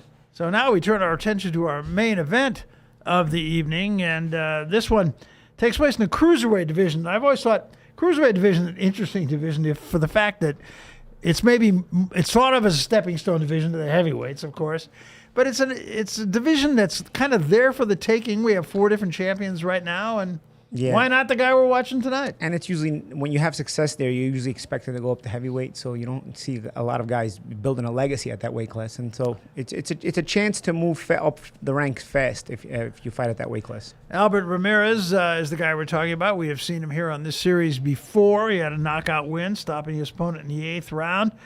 29 years old. He only weighs 180 pounds, though. So if he's going to come up to heavyweight, he's got a ways to go. Yeah, you may be able to go down then. Yeah, that's right. Go down and fight a light heavyweight.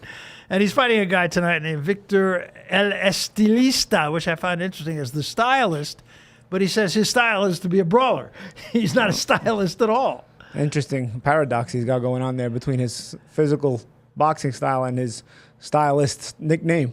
Well, we'll see what Exner brings to the dance. He's 7-9-1. He's only got a couple of knockouts, so you have to think that could be a guy that's made to order for Ramirez. Yeah, and it's it'll leave question marks about his punching power and how legit it is, but well, that's why I guess you'll continue to watch him and see his march up the ladder. Well, and that's the thing. So he is 12-0. He's got 11 knockouts. He's been able to get everybody that he's been in there without, but I don't see this guy as a step up for him, really. No, this is sort of the same old medicine right now. Maybe they want to see him work on some other things. I guess we'll see.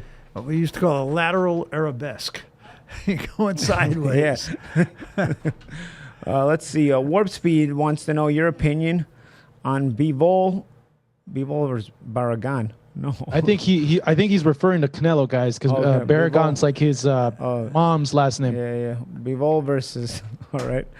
Bivol versus Canelo and Valdez versus Stevenson. You're asking me. Yeah, well, Warp Speed is asking you. All right. Well, Bivol's a quality opponent, I think. Yeah. I know he's certainly bigger than anybody Canelo has fought.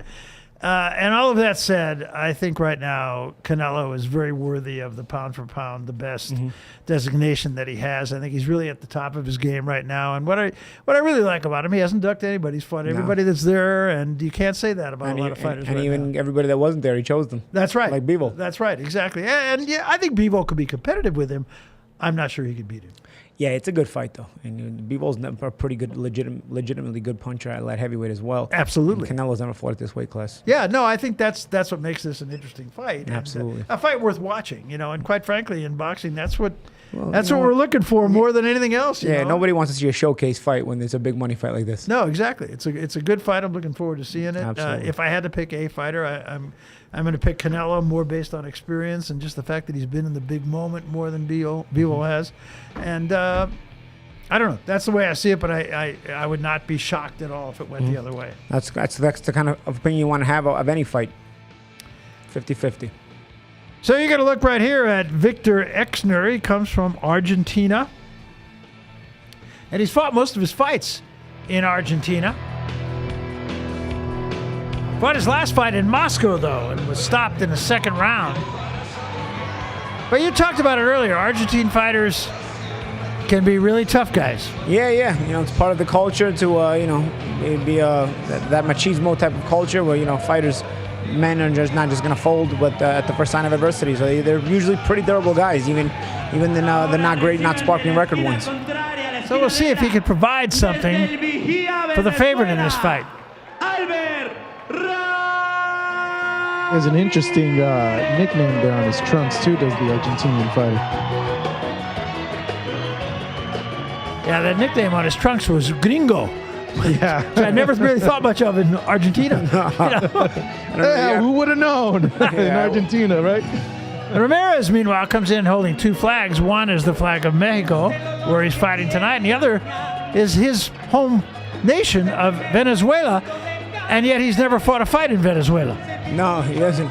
No, he's got one. Yeah, there they are. The Venezuelan flag and Mexican flag. He's never fought a fight in Venezuela, unfortunately, because of the political turmoil there. That's right. I'm sure that a lot of these fighters would love to be able to go back home and fight. This guy had a lot of amateur experience. He was a member of the 2016 Venezuelan Olympic team in Rio de Janeiro. Had a silver medal in the Pan American Games. So he had a lot of quality amateur experience, undefeated as a professional. Yeah, anytime you make the Olympic team, you're obviously the highest level of an amateur boxer. Long amateur career, 130 fights, 108 of them. Porque no fue ayer, no será mañana. El momento es ahora.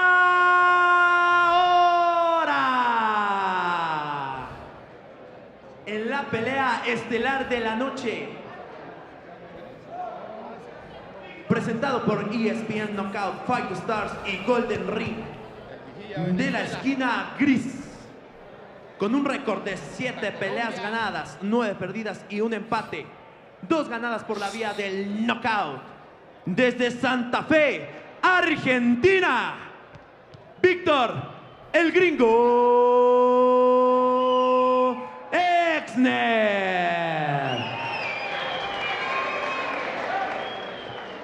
En la esquina contraria, la esquina negra, con un récord de 12 victorias, 11 por la vía del knockout. Invicto, 0 perdidas, 0 empates. Desde el Vigía, Venezuela, Albert Ramirez.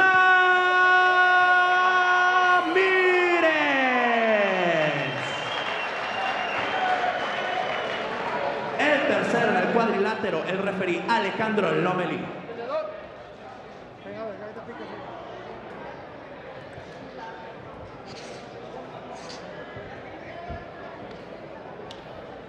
Vamos a cuidar los cabezazos, los codazos y los golpes bajos. Mucha suerte y que gane el mejor.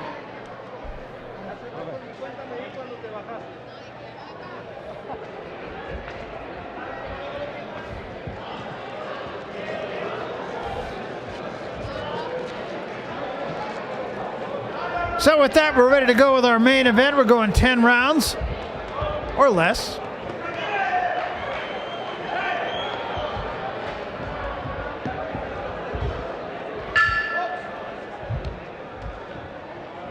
And this is round 1. Last time we saw Ramirez, took him a little while to get started. Not this time. He comes up with a pretty heavy-handed right hand. Man, I just got to say something. The stance of Exner, let's see how this turns out for him. A little wide, isn't it? A little bit awkward movement, though. It may take Ramirez a second to be able to gather the proper distance, or maybe not, as Exner just gave it to him. Down to one knee. Oh, that right hand. That was like the first punch he landed. Staggered and then put him down to one knee. Tell you, I was about to compliment the movement of Exner. I was going to say he's making, at least he's making Ramirez earn the distance, but then he just fell right in. Compliment the movement, except for the down movement. Yeah. Wow, wild. That shot didn't even look like it landed. It didn't. That's a slip. I don't think he's got much footing still, maybe from the knockdown. And there's still plenty of time left in this round. Yeah, there is.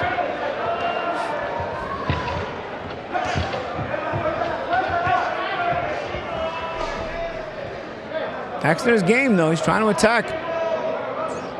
Saying there was a headbutt involved there, too.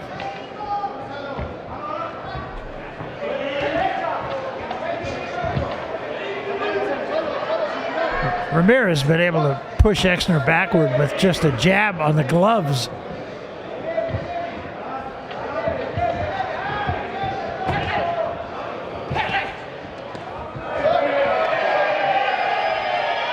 Been a little bit frisky in there.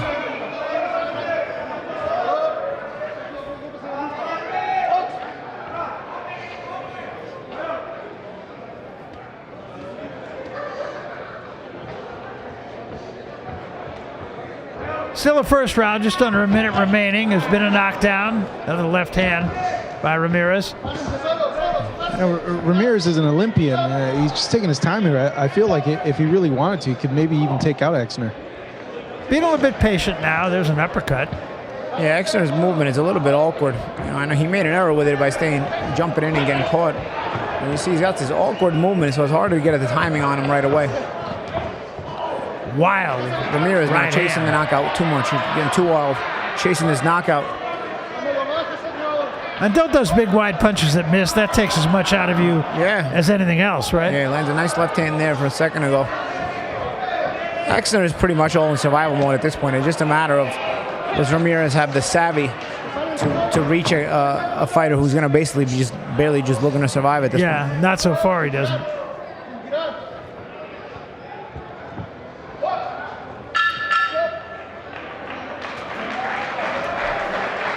Well, props to Exner, man. He made it out of that round after getting knocked down. It looked to a lot of people in the chat a lot of people watching that he might not make it out of that round. Yeah, I was starting to question it at first myself. I don't think he would have were it not for the fact that Ramirez was just so wild. Yeah, he was almost too excited, too over anxious, looking for that knockout. He felt like he had it within reach with the when he scored the knockdown, but never looked to set anything up after that. Hey, Paulie, you know, if you were to fight a guy that had that herky-jerky, awkward rhythm, like how bad would that throw you off?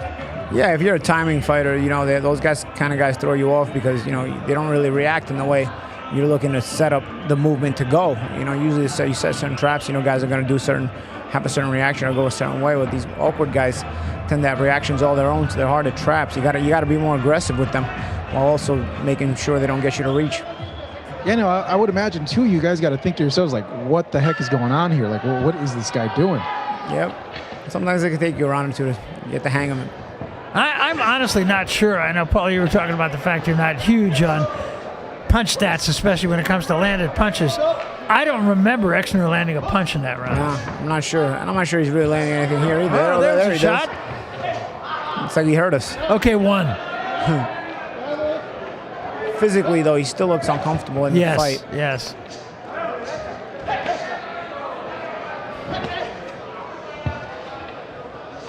And there's not a lot of room to move in there either, as you mentioned earlier tonight, Barry.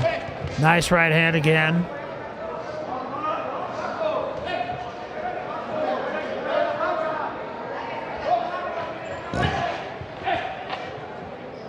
I have the idea it just will take one punch.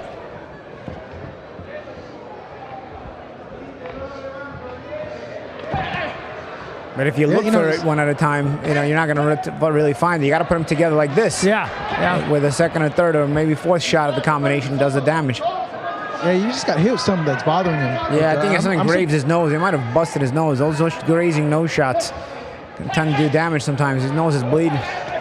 I'm surprised by the amount of punches he's been able to get under, though. Given like how he's not very defensive minded. It's obvious, you know. Ramirez is just wild.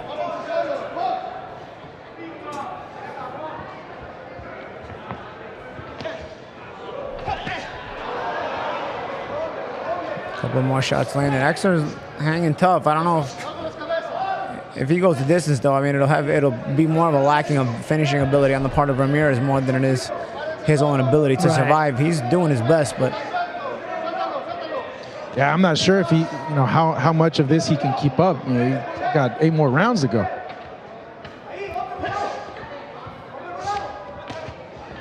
Well, again, I mean, there's an uppercut. One of the few punches, really, that Ramirez has had since that knockdown that really was on the button.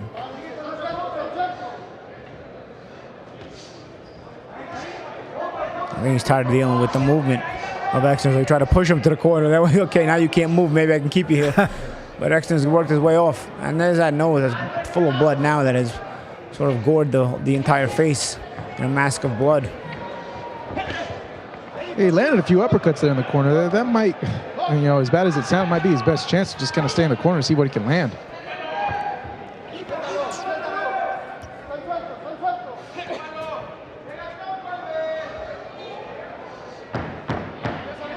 In the meantime, Exner, or rather Ramirez, there was a right hand. Ramirez not doing a whole lot. Yeah, I think he's just confused. He seems like he has one gear. He doesn't really feint. He doesn't really use setup punches. And when you've got a guy who's totally so committed to his defense as Exner is, you know, you're going to have to use some of those traps. And Ramirez thinks as long as he throws his shots short enough, he doesn't have to use any setups. You can just throw them and eventually he'll land them. Well, not against this kind of guy. Does it ever happen, though, Paulie, where a guy goes down early in the fight and you just kind of lose interest? Yeah, and something I was actually going to say that. You read my mind, Barry, because, you know, sometimes you end up, you know, you lose interest. You're not focused anymore after that first knockdown because you just think it's going to be handed right over to you, and it's not.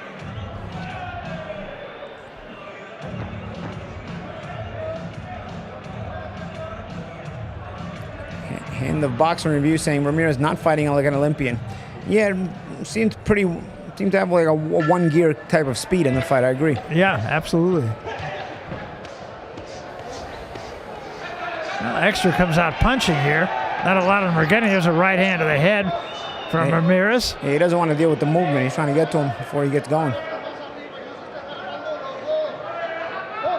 Yeah, Exner is going to have to do exactly what he's doing right here. Make it dirty, make it rough. There was a right hand, top of the head, uppercut. Exner gets out of there.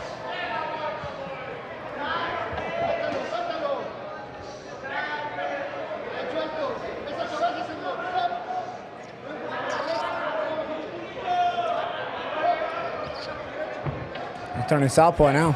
Yeah.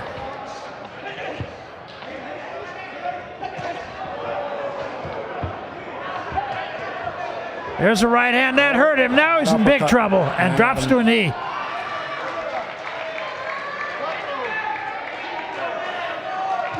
And that's it. And that's it. Referee's seen enough. Exner says that's enough. Another run-of-the-mill type of opponent for Ramirez. Not really a lot that we can make of it, but he's not able to. It was a fight where hopefully in a few rounds that he fought it, he learned that the next time he's got to learn to be a little bit more crafty when he hurts a guy. Yeah, my reaction to that fight is, Yeah. you know.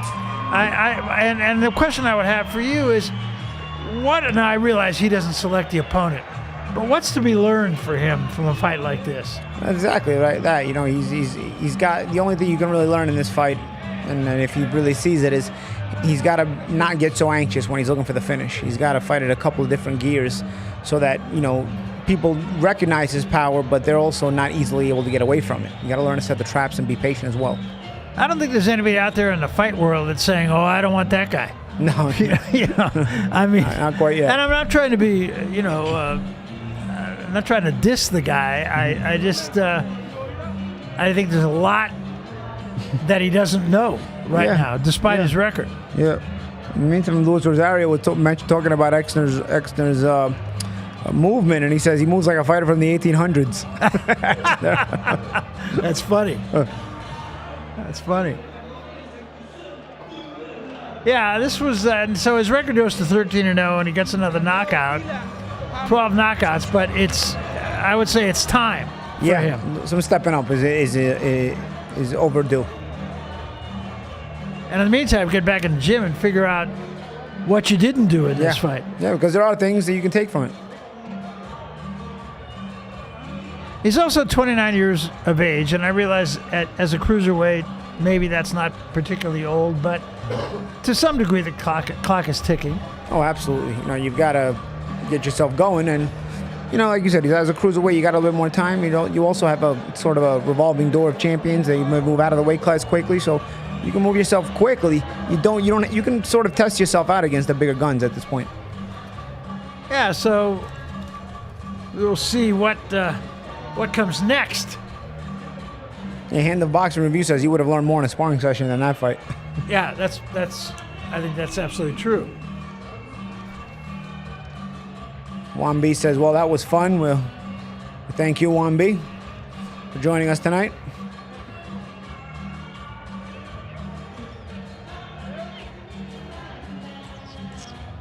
So Ramirez will get in there in the cruiserweight division.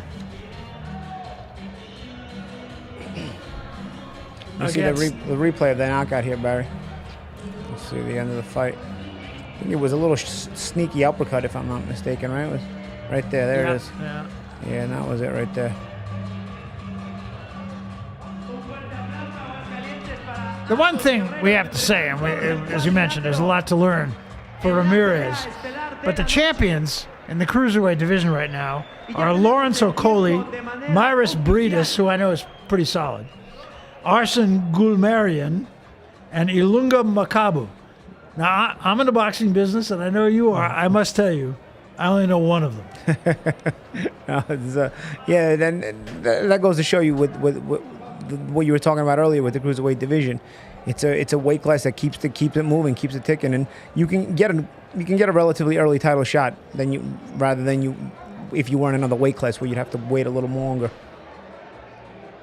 The thing that I could see happening with him is everybody's looking for undefeated opponents. Yeah, especially in the United States. yeah, that sparkling So you record. come in and you take the B Le damos un side fuerte and aplauso y de manera oficial en el tercer round con un tiempo de 1 minuto 46 segundos y por un knockout de la esquina negra desde el Vigía, Venezuela, Albert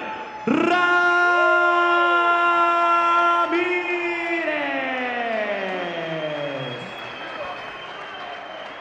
Un fuerte aplauso también para so he is your winner. He is undefeated, and he is wearing a belt. Yeah, it's one of those fancy le belts. hacen entrega del título. Fecker box style Yep. champion. Yep. All right. Well, you take them where you can get them. Here's add to the collection. I never had one. I got to say that. Que se entrega al público de Aguascalientes. You had enough of them that covered your entire body. You know. Albert de Venezuela.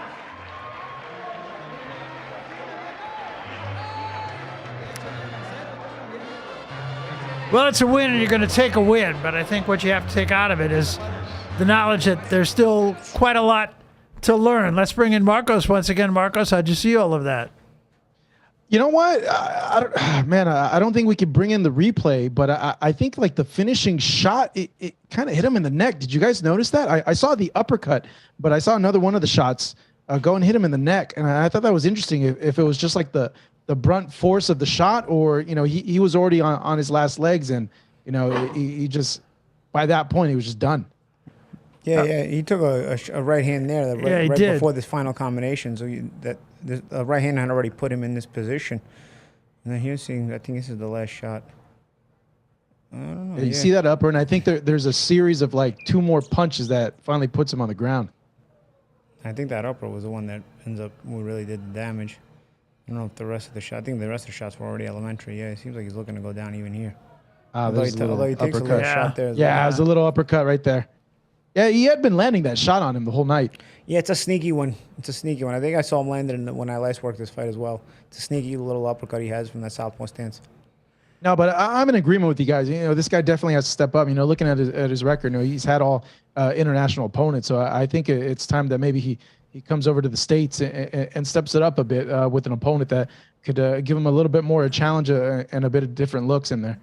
Yeah, and I think Marcos too. It's attractive in the United States. Somebody like him, he's an Olympian. Yeah. He silver medalist in the Pan American Games. It's not like he doesn't have ticks the credentials. boxes. Ticks the boxes. And he's undefeated, and he's a knockout puncher, at least with the caliber of opponent that he's fought thus far. So I would think right at the moment he's at least somewhat marketable here in the United States. You can bring him in even as a B-side, although some people might be scared to bring in a B-side with that high of a knockout ratio. Hey, let me tell you, it's been fun, a whole lot of fun. Yeah, working with absolutely, you Barry. again, man. I haven't seen you in a while. We'll see you soon again, Barry, for sure, man. We go back a long way. This guy called Ray Leonard versus Hagler, Drago versus Rocky. You name it, Barry's called it. One of them was 12 rounds and one of them was 12 days. And I bet on Drago. That's the thing, So you gave back all the money they paid you. I should have known. All right, that's a wrap for us. For Marcos Villegas, and Marcos, thanks so much for being with us, and Paulie Malignaggi. I'm Barry Tompkins. We'll see you next time.